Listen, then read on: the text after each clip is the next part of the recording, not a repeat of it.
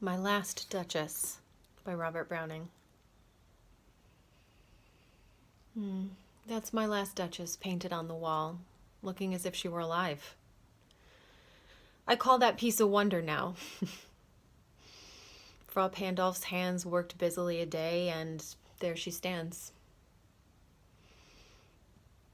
Wilt please you sit and look at her?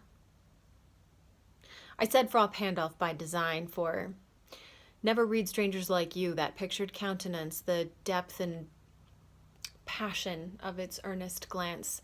But to myself they turned, since none puts by the curtain I have drawn for you but I, and seemed as they would ask me, if they durst, how such a glance came there. So, not the first are you to turn and ask thus.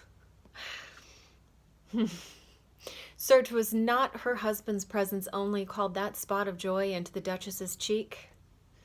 Perhaps Frau Pandolf chanced to say, her mantle laps o'er my lady's wrist too much, or paint must never hope to reproduce the faint half-flush that dies along her throat.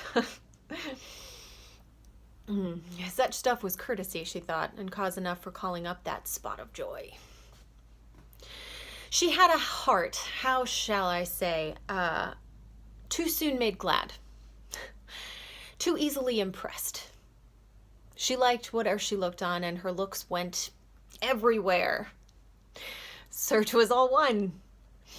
My favor at her breast, the dropping of daylight in the west, the bough of cherries some vicious fool broke in the orchard for her, the white mule she rode with round the terrace, all in each would draw from her alike the approving speech, or blush at least.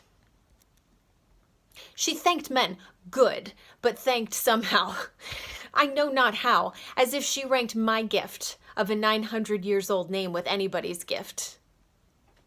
Who'd stoop to blame this sort of trifling?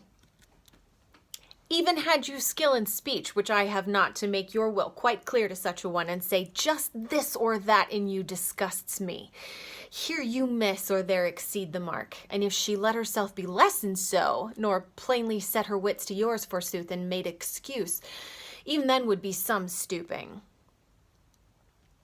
And I choose never to stoop. Oh, sir, she smiled, no doubt, whene'er I passed her, but who passed without much the same smile? This grew. I gave commands, then all smiles stopped together. There she stands, as if alive. Wilt please you rise? We'll meet the company below, then. I repeat, the Count, your master's known munificence, is ample warrant that no just pretense of mine for dowry will be disallowed. Though his fair daughter's self, as I avowed at starting, is my object. Nay, we'll go together down, sir. Notice Neptune, though, taming a seahorse. Thought a rarity, which Klaus of Innsbruck cast in bronze for me.